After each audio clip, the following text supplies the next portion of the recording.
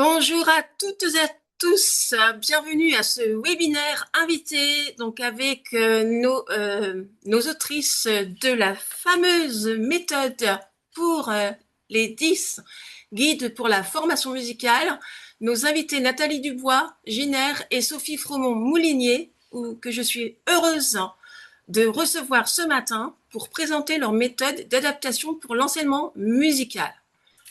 Donc vous êtes une trentaine d'inscrits, donc bienvenue vraiment pour cet événement qui se veut avant tout interactif, où justement nous allons vous présenter le cœur de la méthode qui a notamment reçu le prix de l'enseignement musical en catégorie méthode il y a exactement 8 jours. Donc bravo et donc bienvenue Sophie et Nathalie et nous sommes vraiment ravis de vous recevoir aujourd'hui. Alors n'oubliez pas que vous pouvez poser vos questions ici dans le chat et en sachant que nous sommes très heureuses de vous recevoir également et de voir aussi que ce sujet est très plébiscité par les enseignants des conservatoires, mais également les intervenants en milieu scolaire et aussi, bien sûr, surtout pour vous, les enseignants de formation musicale, que vous soyez en école de musique ou en conservatoire ou tout simplement en indépendant.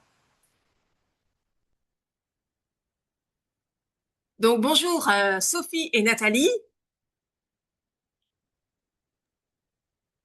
Bonjour, bonjour à tous. Alors, au programme de ce webinaire, donc avant tout, on va se présenter chacune. Pourquoi cette méthode? Ensuite, nous irons au cœur du guide pour la FM pour les troubles 10.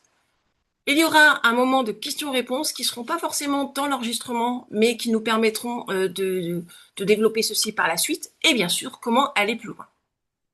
Alors, je voulais déjà remercier les éditions d'Allemagne qui nous autorisent justement à présenter ce webinaire, à présenter également des extraits de la méthode et à permettre justement l'accessibilité du replay sur ma chaîne YouTube. Donc, merci encore à vous de nous autoriser à pouvoir partager ce guide exclusif. Donc déjà, regardez cette belle photo qui a à peine 8 jours, présentée par Sophie et Nathalie avec leur prix. On peut les applaudir. Merci. Merci beaucoup. C'est magnifique, c'est super. Alors, avant de vous les présenter, donc moi, en fait, je me présente juste quelques secondes. Donc moi, je suis Delphine de Caens, donc je suis professeure de piano, experte en pédagogie musicale adaptée, coordinatrice public empêché en conservatoire et surtout responsable de mon organisme de formation qui permet justement aux enseignants des conservatoires et des écoles de musique de se former auprès des publics en situation de handicap ou ayant des troubles des apprentissages. Et je propose également des webinaires et des masterclass. J'en ai fait plus de 50 en 4 ans. Et justement, pour vous aider dans votre quotidien hyper chargé entre les cours, les concerts ou autres, à vous donner des pistes pour vous aider du mieux possible dans votre quotidien d'enseignant. Donc sans plus attendre, on va aller dans le cœur du sujet directement. Alors, c'est parti. Bon, alors je commence. Bon, Oui, bonjour déjà et un grand merci à tous d'être là parce que ça veut dire que ce guide intéresse, mais surtout vous vous intéressez à nos élèves et à toutes ces personnes qui sont publics empêchés. Voilà, donc on est très contente de ça. Donc, moi, je suis Nathalie Dubois-Giner. Je suis professeure de flûte à bec, donc, bon, évidemment, la musique ancienne, etc. Mais j'ai toujours fait de l'éveil musical et de ce fait, j'ai rencontré tout au long de ma carrière des enfants en situation de handicap que j'ai accueillis comme ça, sans formation au départ. Et puis, petit à petit, j'ai eu envie justement de me former pour mieux répondre aux besoins de ces enfants. Et aujourd'hui, depuis 2020, je suis référente en handicap dans mon conservatoire à Comble-la-Ville.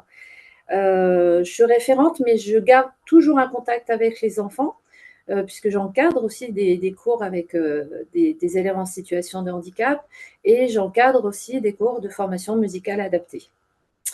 Voilà, donc ce guide, je peux dire que c'est en fait un peu le reflet de mon parcours professionnel. C'est mes préoccupations et intérêts dans la vie, la musique, la pédagogie et le handicap. Voilà. Merci beaucoup de cette présentation, Nathalie. Bon, bah, c'est à mon tour. Donc, je suis Sophie Fromont-Moulinier. Moi, j'ai un parcours classique de pianiste, professeur de piano. J'ai fait CFEDEM il y a à peu près 25 ans maintenant. Donc, j'enseigne le piano depuis très longtemps. Et l'éveil musical depuis peu, mais voilà, ça fait partie de l'évolution de mon parcours, toujours en lien avec cet intérêt pour la pédagogie. J'ai, dans ma carrière, enseigné la formation musicale pour des niveaux de premier cycle en ce qui s'appelait les cours de FM orchestre. Et donc, c'était par famille d'instruments. Et on était en binôme avec un professeur de formation musicale dans ce conservatoire-là. Donc là, ça m'a permis d'avoir de l'expérience aussi dans le collectif et dans la formation musicale, où j'ai aussi évidemment rencontré des enfants en situation de handicap avec principalement des troubles 10. Voilà. Dans ma classe en cours de piano individuel, j'ai aussi accueilli des enfants porteurs d'autisme et voilà, tout ça a fait que ça m'a ça m'a donné l'envie d'approfondir toute cette facette de la pédagogie, de la transmission et de pouvoir adapter toutes les richesses de la musique à tous ces enfants. Merci beaucoup, Sophie. Merci beaucoup, Nathalie et Sophie, parce que c'est important aussi d'avoir votre expérience professionnelle, personnelle, et puis et c'est vraiment comment dire, c'est une mise en terrain en fait. Voilà, c'est vraiment un parcours de terrain, une expérience de terrain qui fait que justement il y a des besoins et vous avez mis tout ceci dans un guide qui est vraiment super. Donc on continue. Alors pourquoi cette méthode? Alors, pourquoi cette méthode? Parce que dans les nombreuses formations qu'on a pu faire, que ce soit avec l'association Mèche, Mélodis, Enfance et Musique, ou d'autres partenaires moins officiels, mais bon, moi je travaillais avec des pédopsychiatres, des gens comme ça. Bien souvent, on sort alors la tête bien pleine, hein, ça c'est super, on a plein d'informations, mais on n'a pas d'outils pratiques. Et on se sent un peu perdu. On a envie, on a plein d'envie, on a plein d'énergie, mais on ne sait pas très bien par quel bout prendre les choses. Et donc, du coup, on a voulu, avec ce guide, combler un petit peu ce manque, ressenti en fournissant des outils vraiment concrets. Donc, on a choisi aussi de mettre beaucoup d'illustrations. On a je pense que du coup, ça donne une idée vraiment concrète des outils qu'on peut mettre en place. On a choisi d'organiser aussi toute la méthode en regroupant dans le même ouvrage tous les éléments de la formation musicale. Donc, si je reprends le bouquin, il y a comment aborder la lecture de notes, comment aborder la lecture de rythme, comment aborder attendez, je ne trouve pas la bonne page. La lecture associée, le chant, le commentaire d'écoute. Enfin bon, on le verra au déroulé de ce webinaire. Vous pourrez découvrir un petit peu ce sommaire. On a donc voulu reprendre tous les items de l'AFM pour que ce soit pratique aussi.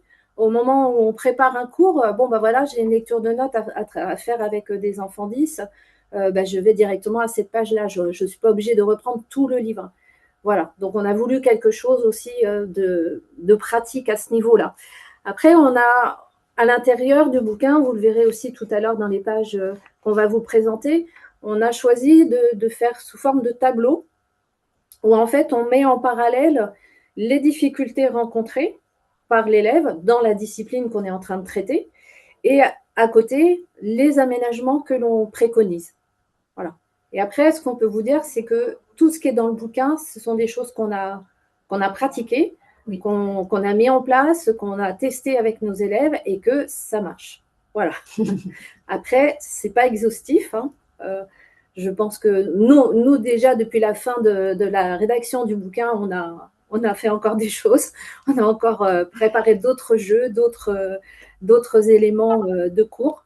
Donc voilà, je pense que c'est un premier pas, c'est une ouverture et après, bah, bienvenue dans le monde de la pédagogie et de l'enseignement. C'est ça, oui. Super, magnifique, magnifique. Alors justement, j'en profite pour laisser un petit message à celles et ceux qui sont présentes ici. N'hésitez pas à mettre d'où vous venez dans le chat. Ça nous fera très plaisir de savoir d'où vous êtes, de quelle région, et si vous êtes enseignant de formation musicale, instrument ou directeur ou autre, allez-y, n'hésitez pas. D'accord? Oui. Ok? Super. C'est vrai que je vais continuer un tout petit peu par rapport à la méthode. Donc, alors, elle s'adresse aux professeurs de formation musicale, aux professeurs d'instruments ou aux musiciens intervenant en milieu scolaire. Le livre n'est pas pour les élèves. Le livre, il est vraiment pour le professeur, pour qu'il ait les outils pour adapter. Voilà. Et dedans, vraiment, on partage nos réalisations, nos expériences, etc. pour que voilà, ce soit chacun puisse s'en emparer. Chacun puisse s'en emparer et rendre la formation musicale accessible à tout le monde dans cet esprit d'inclusion. Super, très bien. Merci beaucoup. Alors, on va vous passer un extrait de la méthode.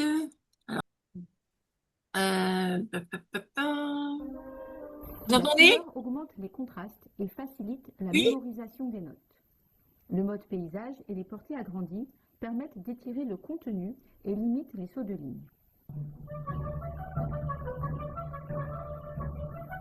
Les pictogrammes facilitent la compréhension des consignes.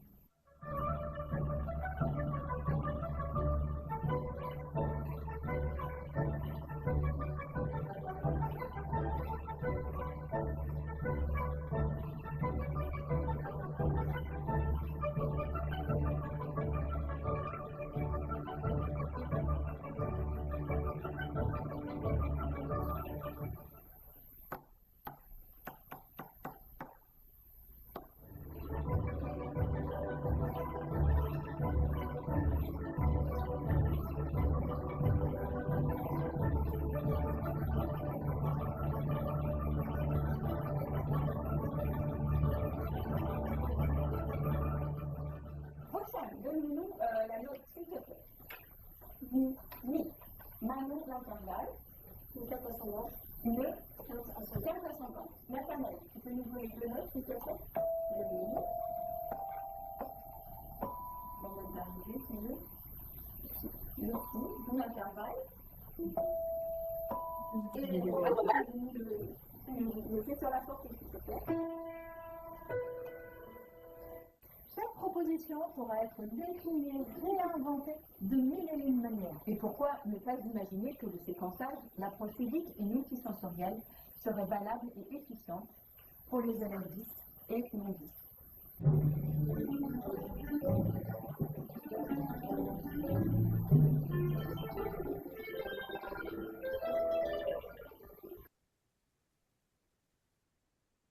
Est-ce que c'est bon pour vous? Oui. Super. Entre-temps, j'ai effacé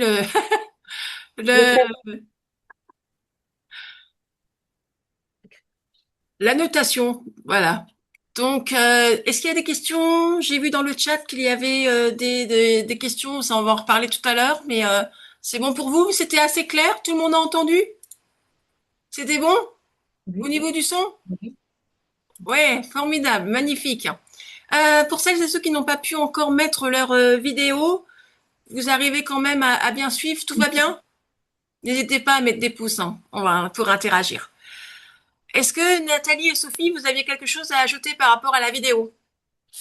Alors, ce qu'on peut dire déjà, c'est que en fait, cette vidéo, vous pouvez la retrouver sur YouTube dans son intégralité. Donc, voilà, là, c'est un extrait. Après, Sophie, je te laisse. Oui. Alors, dans cette vidéo, vous y voyez en fait tous les principes pédagogiques, le fil rouge un petit peu de notre guide, avec le séquençage qui va être très important pour les enfants pour adapter la pédagogie, voilà, de vraiment procéder étape par étape. L'approche multisensorielle aussi va être vraiment un point important avec le visuel, le corporel, l'auditif, et que après chaque exercice, chaque apprentissage doit être pensé et décliné, voilà, avec toutes ces entrées-là. Voilà, le fait d'utiliser beaucoup le jeu, parce qu'on apprend mieux en jouant.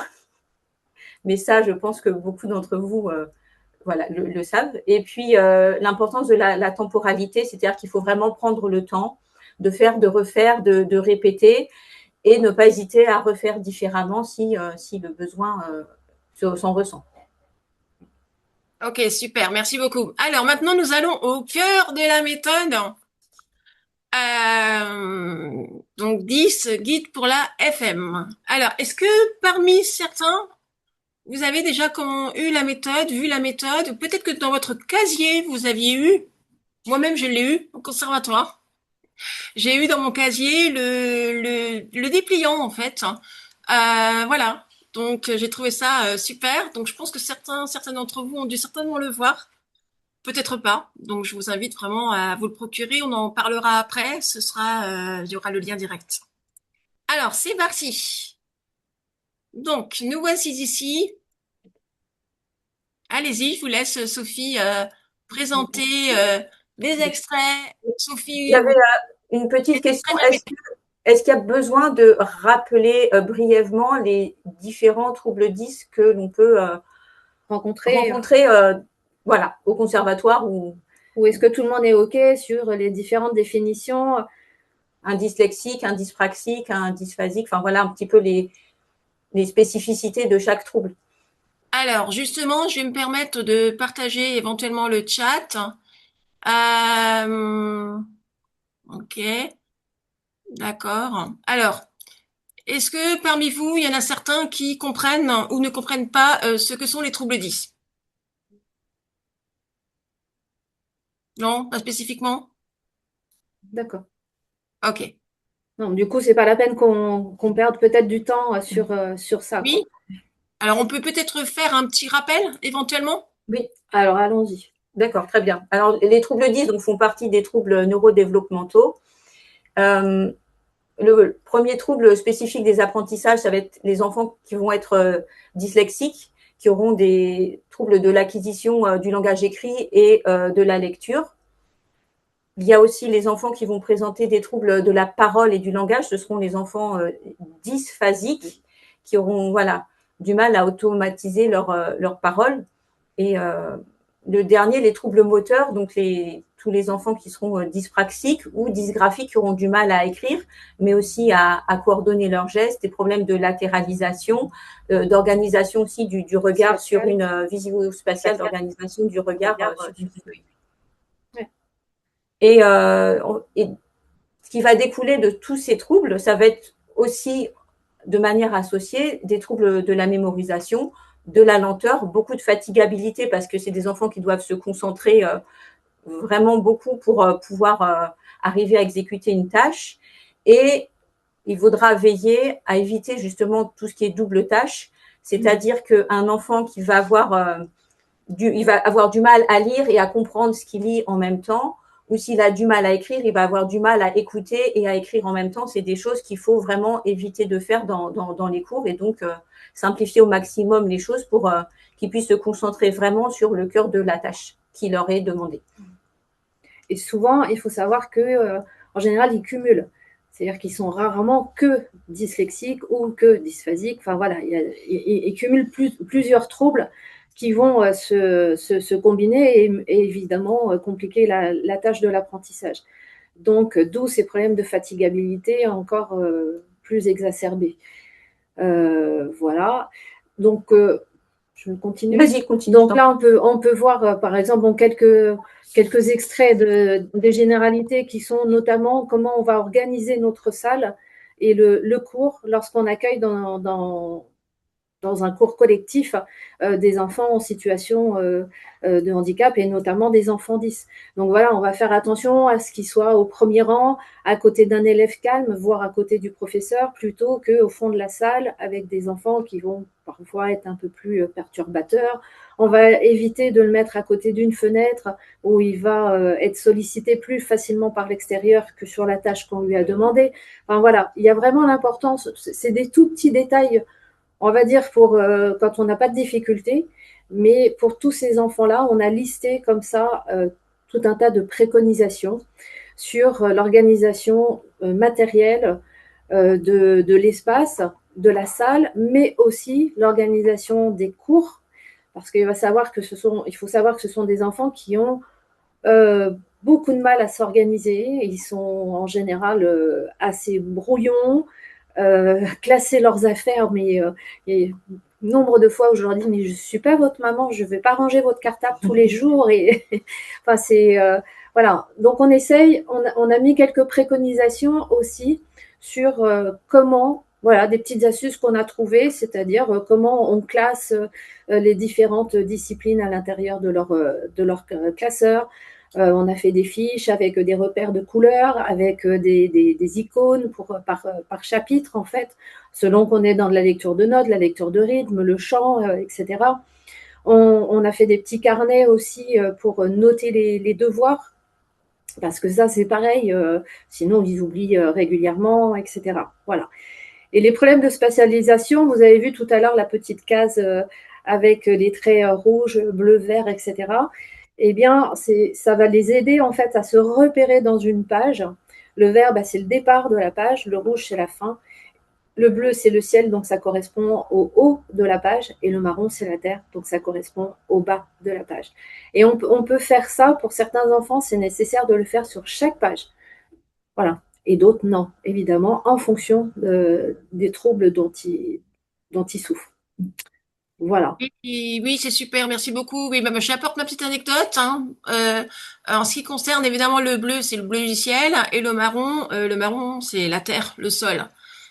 Donc, et ensuite vous aviez mis rouge pour Enfin, la partie stop, droite, hein, Oui, c'est le comme stop. je démarre au vert voilà, et pour repérer vraiment les histoires de mesure ou autres. Mhm. On poursuit? Oui. C'est parti.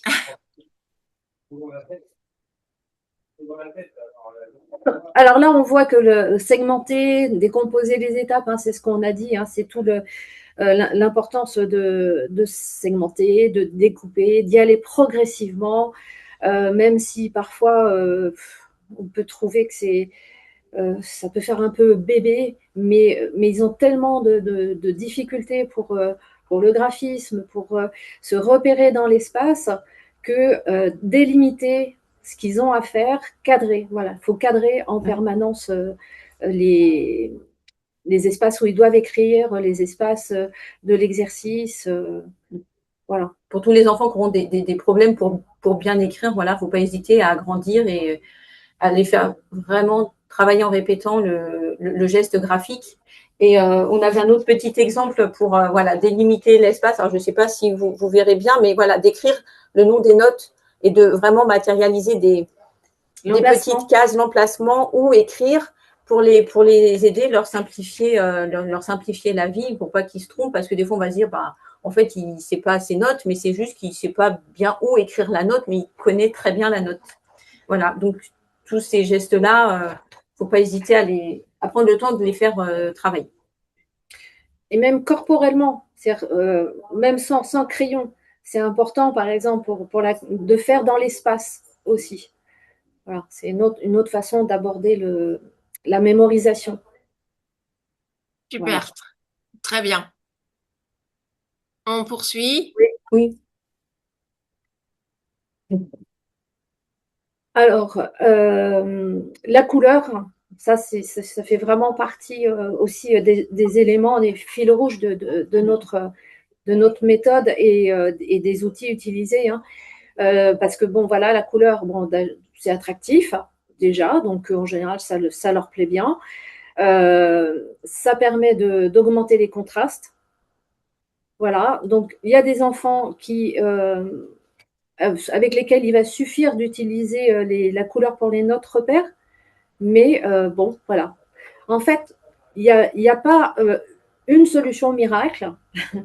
Il y a plusieurs. Cette proposition, elle va se décliner en fonction de chaque enfant. Donc, il y a des enfants, au contraire, la couleur, ça va les perturber. Donc, on va rester que sur les notes repères.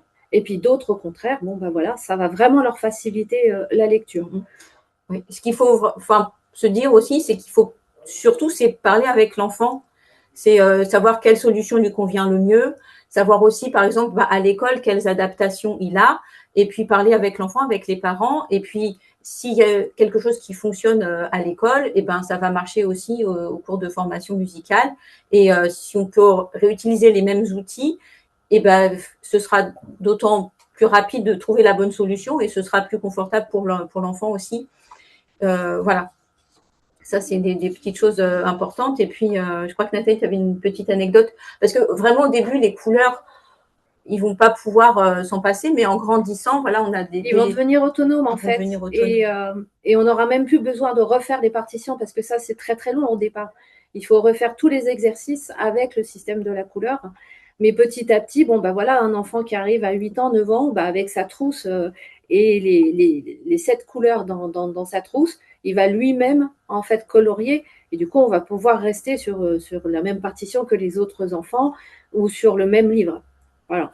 Donc, ça va nous soulager considérablement notre tâche de préparation de cours. Super. On poursuit? Oui. Alors, dans la méthode, on a parfois mis en parallèle un exercice type de méthode de formation musicale traditionnelle et un visuel d'une proposition d'adaptation visuelle. Donc là, voilà, on voit bien sur le haut de la page, c'est la méthode traditionnelle avec les petites liaisons, les notes sont écrites en petit, la consigne qui est écrite souvent en italique, petit et en italique. Et donc, on propose voilà, un aménagement avec une carte mémoire, donc le rappel des notes pour ces élèves ces enfants qui ont des problèmes de mémoire. Et puis, on rajoute un petit pictogramme pour dire que ce petit pictogramme, ce sera le petit picto qu'on utilise à chaque fois pour lire les notes. Donc, comme ça, il connaît sa consigne. Il n'a pas besoin forcément de lire les notes. Si on écrit la consigne, elle doit être le plus simple possible et on met en gras l'action principale. Voilà, c'est pour ça que là, il y a lit les notes et que lit est en gras. Comme ça, ça simplifie vraiment. Donc ensuite, on voit bien l'utilisation de la couleur. La portée est agrandie. On la présente au format horizontal. Ça permet d'étirer le contenu, de pouvoir l'agrandir suffisamment. Et on numérote les portées, ce qui leur permet également de bien se repérer. C'est aussi pour les enfants qui ont des problèmes pour se repérer dans la feuille. Et il n'est pas rare qu'on soit obligé de rajouter, pour certains enfants, le trait vert au départ, le trait rouge à la fin. Voilà. C'est-à-dire le format limite le nombre de passages à la ligne. Voilà, on va réussir à mettre plus de notes en format paysage et donc du coup on va limiter le nombre de passages à la ligne, ce qui est souvent très compliqué pour eux. Donc c'est aussi pour ça qu'il y a le principe du numéro et on peut en plus mettre un petit coup de stabilo vert, rouge sur la fin. C'est vrai qu'il y a pas mal d'adaptations que nous on refait sur un logiciel de gravure musicale, surtout pour la couleur, c'est quand même pratique.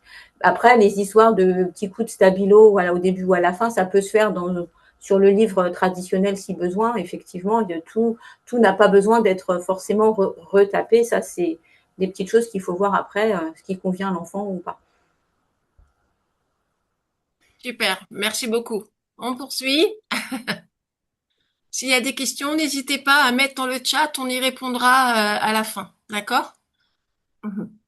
Alors le rythme, on ne cache pas que ça a été vraiment un chapitre délicat qui nous a demandé énormément de réflexion. Enfin bon, on l'a repris X fois parce que je pense que c'est quand même ça le plus difficile pour les enfants porteurs de troubles 10. Leurs problèmes de synchronisation, de latéralisation, de coordination, ça va vraiment être le plus comment dire, ça qui va être le plus gênant pour eux pour le travail du rythme. Là, on a pris un exemple d'exercice vraiment préalable pour arriver après à des choses beaucoup plus complexes. Donc là, par exemple, ce sont des jeux de cartes qu'on a fabriqués. Là, on a alterné bleu et rouge, mais on aurait très bien pu mettre deux bleus, ensuite une rouge et après une bleue et deux rouges. Enfin voilà, on les dispose dans l'ordre qu'on veut. On a aussi fait attention au sens des hampes, c'est-à-dire qu'on prépare l'œil à la lecture quand on va être en polyrythmie et qu'on va voir donc nos petites affiches qui vont se superposer. Donc voilà, ça c'est un exemple de travail préalable. C'est du séquençage. Voilà, tout à l'heure, on parlait du séquençage. Il faut tout le temps repartir de la chose la plus simple et ajouter vraiment progressivement la difficulté. Donc voilà, un exemple de. Par exemple, pour additionner progressivement les difficultés, bon là, il y a des noirs, il y a des croches, des silences et des blanches. Et le jour où on va apprendre, par exemple, les doubles croches, on mettra d'abord des exercices avec que des noirs et des doubles croches. Et puis petit à petit, après, on remélange davantage de rythme et d'être vraiment sûr que voilà, le nouveau rythme est bien acquis avant de rajouter des difficultés supplémentaires. Et avant d'en arriver là, déjà, on est passé par plein d'autres étapes qui sont énoncées dans le bouquin, mais là, on ne pourrait pas tout développer, quoi. Mais on est passé par des approches corporelles, notamment beaucoup plus simples. Et voilà. Vas-y. Merci beaucoup. On continue avec le travail du rythme. Oui, alors ça, c'est la suite d'un travail rythmique qu'on peut trouver dans des méthodes de formation musicale. Et ça, voilà, en 3e, 4e année, les élèves, ils peuvent se retrouver dans leur livre avec des exercices de ce type-là. Et donc là, effectivement, les rythmes sont éclatés sur les 2 lignes. Donc, au niveau visuel, des fois, pour eux, c'est difficile de se représenter le rythme d'une manière plus simple. Donc, en dessous, on a fait une proposition pour un élève qui aura, on va dire, des troubles légers et pareil, un petit coup de stabilo, ça peut juste l'aider à différencier la main droite de la main gauche et de réaliser son rythme. Pour les élèves qui auront plus de difficultés, là, il faudra sûrement réécrire ça sur une seule ligne avec des couleurs et retravailler en séquençant cellule par cellule pour qu'il s'habitue petit à petit, voilà, à bien coordonner ses mains et puis et à travailler toute cette alternance main droite, main gauche qu'on peut demander à ces niveaux-là, avec des rythmes vraiment plus difficiles. Super, merci beaucoup. On continue. Chapitre 6. Alors là, on arrive au problème de mélanger la lecture de notes et la lecture de rythme simultanément. Donc, on va passer par un séquençage. Donc là, on a mis un exemple de. Là, c'est le 3e. Là, on est déjà à la 3e étape. La première étape, c'est de lire tout simplement déjà, c'est de remettre. Nous, on a remis donc l'exercice en couleur déjà. Donc ça a été le premier travail, c'est le nôtre. Ensuite, on fait que la lecture de notes. C'est-à-dire qu'on retire tous les rythmes, on fait une lecture de notes normale. Après, on fait une lecture de rythme seul. Et ensuite, là, on arrive à la 3e étape où on va avoir effectivement l'association entre le rythme et les notes. Et tout ce qui est nuances, etc., ça va arriver encore plus tard. Voilà. Vous pouvez apercevoir également que voilà, on a séquencé l'exercice en différentes phrases pour que les élèves puissent les répéter suffisamment et les aider à mettre en place des méthodes de travail et d'arriver à travailler par phrase, par petits bouts, et puis de pouvoir les répéter. Ça va être des choses pour les aider à organiser leur manière de travailler aussi. Le but est de les rendre autonomes face à une partition qui va être distribuée, par exemple, par leur professeur d'instrument. Et donc, on essaie de leur inculquer, en fait, une méthode de travail de façon à ce qu'ils deviennent autonomes quand ils sont plus grands et qu'ils ont dépassé la fin du premier cycle, notamment. Voilà. On continue. Alors, toujours le rôle de la couleur et l'importance lorsqu'on leur donne des chants de penser à les traduire avec les systèmes de couleurs qui sont mis en place par les orthophonistes. Donc là, on a mis un exemple, par exemple, pour la dyslexie et puis un autre pour la dyspraxie. On ne va pas avoir les mêmes adaptations au niveau des couleurs. Le dyslexique, on va supprimer les lettres muettes et on va découper en syllabes, alors que le dyspraxique, sa difficulté, ça va être le repère dans l'espace. Et donc, simplement d'alterner les couleurs ligne par ligne, ça va suffire. Il y a l'importance aussi du choix de la police. Alors voilà, il y a tout un tas de petits détails comme ça que vous pourrez retrouver aussi dans le livre. Donc la police la plus simple qu'on a tous sur nos ordinateurs, c'est Verdana, qui marche très très bien avec les enfants 10, au format 14. Après, il y a Open10, il en existe plein d'autres. Il y a plein d'autres. C'est vrai que au début, moi, j'avais fait des partitions et puis des textes avec Open10. Et en fait, des fois, dans la photocopieuse, quand j'imprime, ça met plein de signes étranges.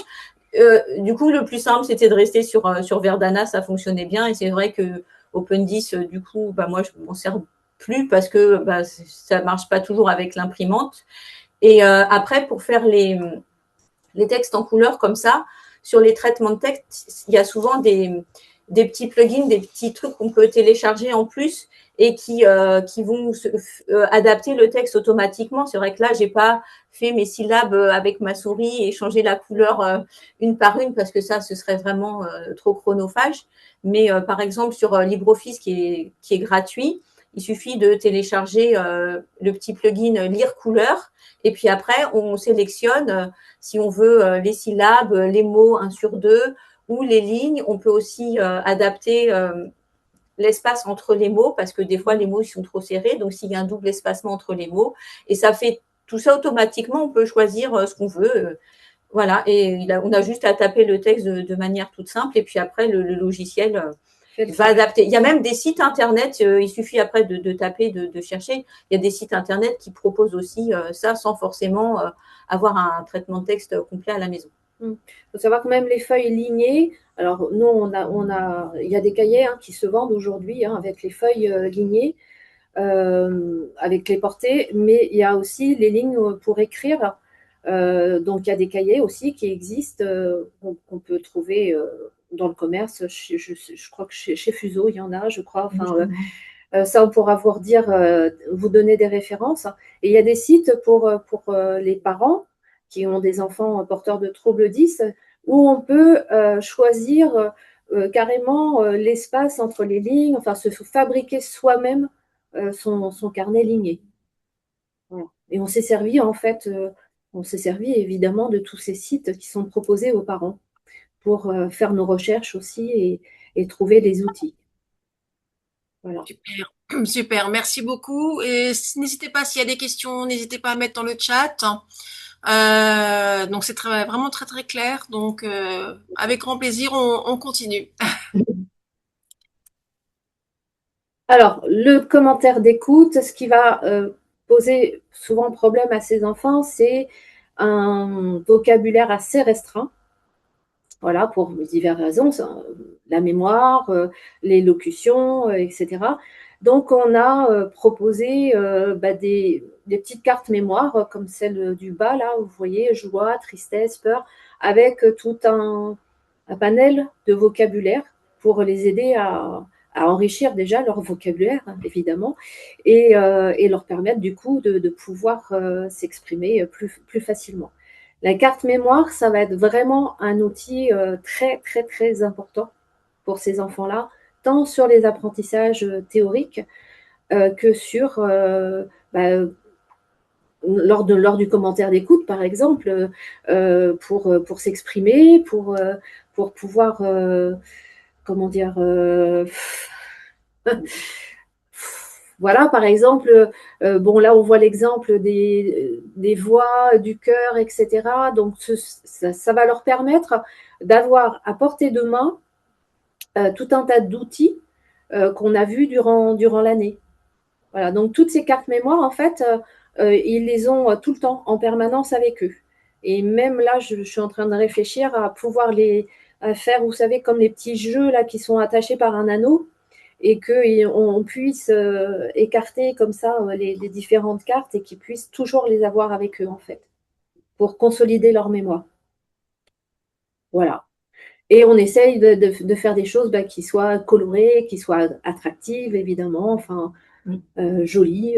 Voilà. Le visuel soit vraiment clair, épuré, qu'il y ait l'essentiel de l'information dessus pour pas qu'ils se perdent non plus. Et effectivement, avec la couleur, toujours même pour nous, c'est plus joli, c'est plus agréable. Et donc là, vous avez la suite de la page pour que ce soit accessible à tout le monde, même à celles et ceux qui suivent avec un smartphone. Voilà, comme ça, vous avez l'essentiel au niveau contenu. C'est vrai que voilà, là, c'est l'exemple de la carte mentale pour les nuances, mais on a également la carte mentale pour les différents MP. Après, on peut faire une carte mentale si on travaille sur les instruments de l'orchestre symphonique et ainsi de suite. Après, bon, nous, il y a des choses qu'on a fabriquées, et d'autant plus pour le guide, parce qu'il fallait que ce soit libre de droit, mais sur Internet, en cherchant, on trouve quand même beaucoup de choses déjà qui sont plutôt bien fabriquées et bien organisées. Très bien. On poursuit? Bien sûr. C'est parti. Puisqu'on parle de carte mentale, justement. Et ben voilà. Voilà. Donc ça, pour les cours de théorie, c'est indispensable. Voilà. On s'aperçoit que on a l'impression que c'est acquis. Ils le savent très bien à la fin du cours, et puis la semaine d'après, ils arrivent et en fait, ils ont tout oublié. Donc la carte mentale, elle va vraiment être essentielle au bon déroulé du cours et à pouvoir progresser et à ce qu'ils ne se sentent pas différents non plus des autres. Alors, ce n'est pas toujours facile dans un cours collectif en inclusion d'expliquer aux autres enfants que certains ont droit d'avoir sous les yeux, lors d'un exercice, cette petite carte mentale, et puis les autres, non, il faut qu'ils aient tout dans la tête, et ça va faire partie de la difficulté de l'exercice. Donc, c'est sûr que l'inclusion, parfois, n'est pas facile, mais bon, en expliquant aux enfants, en général, ça se passe pas trop mal. Voilà. Mais on a fait des cartes mémoire comme ça sur tous les thèmes tous les sujets de la théorie de FM dont on a besoin en premier cycle. C'est vrai qu'après, du coup, la carte mentale, elle sert pour qu'ils se rappellent durant le cours, mais elle sert aussi du résumé de cours pour la maison, parce que ça leur suffit. En fait, c'est vraiment des enfants qui marchent au visuel, et il ne faut pas leur mettre un grand texte à lire. Et là, on voit l'image et on comprend et on retient. Donc, voilà. Avec le système des flèches pour bien suivre l'ordre, etc. Parce que ça, c'est pareil. Sinon, ils peuvent se perdre. Ils peuvent partir du 3e dièse. Oui, on peut également rajouter le vert et le rouge au début, à la fin. Ça, voilà, après, savoir en fonction des élèves. Super. Super, merci beaucoup. On continue, nous, par rapport aux dictées, notamment. Oui. Alors, la dictée, ça va être certainement, avec le rythme, des exercices les plus difficiles pour eux, justement, entre le fait d'entendre, de devoir écrire, voilà, d'avoir toute que c'est plus qu'une double tâche là pour le coup. Oui. Voilà, la dictée, ça va être vraiment un point important à adapter. Donc, par exemple, là, comme sur l'exemple que vous voyez, de matérialiser l'espace où ils doivent écrire les notes.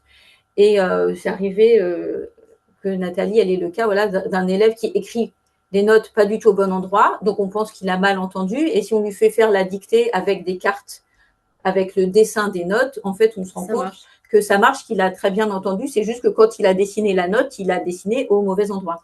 D'où après, voilà, d'adapter, de voir ce qui va convenir le mieux à l'élève. Si c'est une portée très grande, si c'est des cartes notes, dans ce cas-là, on lui propose évidemment le réservoir avec les notes qu'il va falloir utiliser pour cette dictée. Voilà, et puis… Bon. Là, j'ai un jeu de cartes en clé de fa, par exemple. J'ai pas pris celui en clé de sol. Bon. Mais voilà, là, c'est des cartes avec les notes en couleur. Voilà. Et pour les couleurs, on a, par côté pratique, gardé les couleurs qui sont proposées dans tous les instruments qui sont Fuseau. qui sont chez Fuseau, les boomwalkers, les cloches, les lames. C'est ce système de couleurs-là parce que quand on achète du matériel, c'est beaucoup plus simple. C'est sur celui-ci qu'on retombe. Donc, par exemple, il arrive que effectivement, pour la dictée à trous, on va plutôt mettre un réservoir de cartes devant l'enfant et il va choisir la carte et la poser en réponse. C'est la même chose pour les dictées de rythme. On va se servir plutôt des cartes rythme. Donc, pareil, il a un réservoir devant lui et il va utiliser les cartes pour formuler sa réponse. Ouais, c'est les Parce que rythmes un passer petit par peu l'écriture, plus difficiles. c'est Voilà. compliqué. Bon, voilà, la carte du triolet. Non, elle est là. Voilà. Et ainsi de suite. Et dans des cas extrêmes, si l'enfant il peut vraiment pas écrire et que c'est le jour de l'examen, eh bien, il peut avoir une tierce personne à côté, voilà, qui écrira à sa place et lui, ou il dictera, ou il lui montrera la carte. Et s'il a vraiment besoin de rendre une copie écrite, et il faut peut-être qu'il y ait quelqu'un à côté de lui. Après, ça peut être voilà, le référent handicap, ça peut être quelqu'un d'autre qui va écrire pour lui si vraiment il peut pas écrire et qu'il a besoin de rendre une copie écrite. Voilà, c'est des enfants qui peuvent aussi bénéficier du tiers-temps si besoin pour certaines épreuves ou ce genre de choses. Tout ce qui peut être mis en place à l'école peut être réutilisé dans les situations d'examen quand le cas se présente au conservatoire.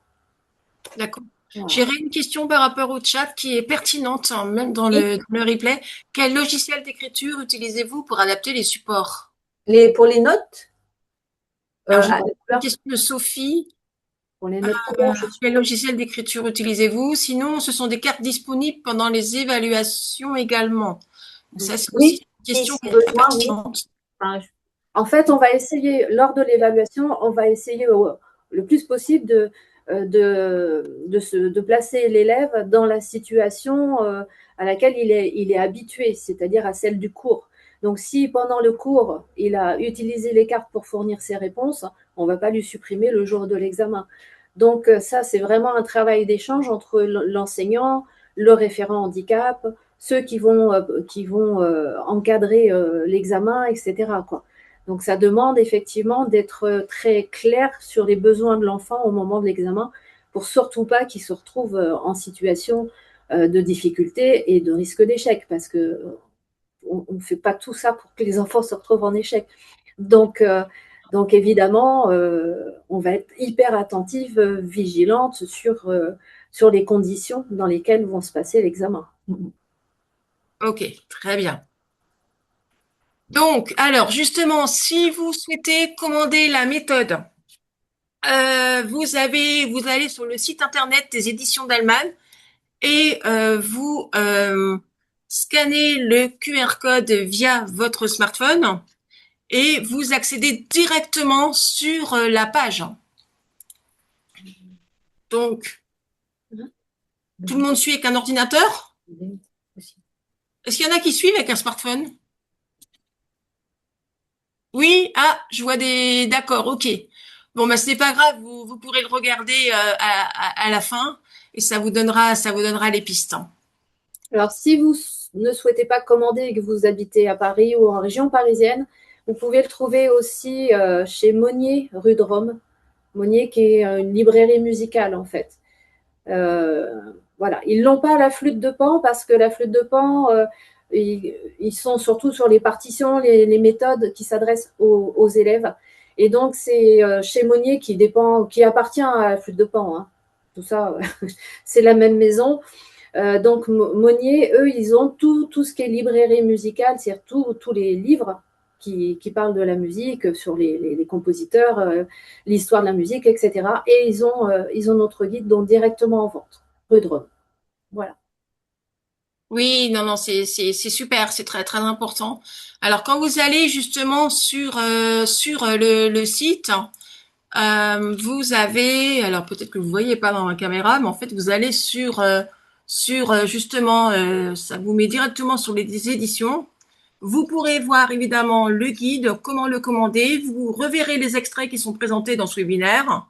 Et vous verrez également, il y a même une photo de vous Oui, au moment où il y a justement la remise de votre prix, une très très belle photo et justement avec un beau résumé sur, sur qui vous êtes et aussi sur le guide. Et vous avez enfin la vidéo Oui. euh, de l'extrait que vous avez vu tout à l'heure Oui. de la chaîne YouTube pour expliquer, pour présenter la méthode. Alors moi, je voudrais apporter ma petite contribution par rapport à ça. C'est qu'en fait, ce qui est très très clair, hein, c'est qu'à chaque fois, vous êtes, par exemple, vous avez déjà un index au tout début, voilà, qui vous guide un petit peu en lecture, en chant, en commentaire d'écoute, comment vous pouvez euh, adapter vos cours et votre contenu pédagogique. Et à chaque fois dans le tableau, ce que je voulais préciser, c'est qu'il y a toujours les difficultés éventuelles de présenter dans la première partie du tableau et ensuite les aménagements possibles, en sachant qu'évidemment, chaque élève est différent. Donc, vous pouvez vous retrouver avec des enfants ou ados ou même adultes dyslexiques, dysorthographiques ou dyscalculiques seulement, ou alors voilà d'autres pistes. Mais c'est adaptable pour tous. Et je vais même vous dire que c'est adaptable pour tous les élèves et pas que les élèves à trouble 10. Enfin, moi, Oui, c'est bien sûr. vraiment précisé. Et en tant que formatrice, c'est vraiment, quand j'ai découvert cette méthode qui est sortie récemment, en fait, je fais, oh Oui, là là, il oui, faut absolument que je vous ouais. invite Sophie, Nathalie, parce que je sais que mes stagiaires, mes apprenants me demandent depuis plusieurs années une méthode, une ressource, et voilà, elle est là. Donc, allez-y, foncez. Et ensuite, vous avez le lien de la page Facebook du guide que vous pouvez également scanner et vous pouvez échanger avec Sophie et Nathalie. Et si vous désirez encore aller plus loin, oups, il y a Nathalie et Sophie qui se représentent le mercredi 3 décembre euh, Oui. pour un Alors, événement. le mercredi 3 décembre, on fait une conférence sur présentation de notre livre au Conservatoire d'Évry dans le cadre de la journée du handicap. Donc, c'est toute la journée, il y a tout un tas de tables rondes, de conférences, des spectacles faits par des enfants en situation de handicap, etc. Et nous, notre conférence, c'est à 14h, 14h30. 14h30, Oui. voilà, 14h30 au Conservatoire, au CRD d'Évry, Cour-Couronne, dans le 91. Voilà. Donc, notez bien, mercredi 3 décembre, 14h30, c'est cela? Oui, Où vous serez présente au CRD d'Évry dans l'Essonne. Et oui, vraiment, je vous invite vraiment à les rencontrer. Donc, mercredi prochain, en tout cas. Donc, en attendant, on est sur la fin de ce webinaire, mais vous toutes ici présentes, vous restez pour pouvoir vraiment interagir avec nos invités, en sachant que nous vous remercions vraiment beaucoup de votre présence. N'hésitez pas, si vous avez besoin de questionnements, si vous avez besoin d'en savoir un petit peu plus, vous aurez dans le bas de cette vidéo sur cette chaîne YouTube, vous aurez les liens pour en savoir plus et éventuellement commander la méthode. Donc voilà, donc là on va aller sur les questions et surtout pour vous rappeler que les webinaires et les masterclass sont des événements thématiques très plébiscités par les enseignants des conservatoires, les référents handicap, mais également toute personne qui, dans sa pratique générale, se pose des questions ou souhaite approfondir son approche de la musique et de l'enseignement artistique auprès des publics à besoins spécifiques. Et enfin, si vous désirez en savoir plus, n'hésitez pas à aller sur mon site tousenmusique-formation.com où vous trouverez des formations complémentaires, des replays de webinaires si besoin, et vous aurez accès à tout plein d'autres ressources. Donc en attendant, n'oubliez pas de commander la méthode directement sur le site d'Allman. Alors, vous restez avec nous. Moi, j'arrête l'enregistrement et je remercie bien sûr Sophie et Nathalie de votre présence. merci à vous. Merci.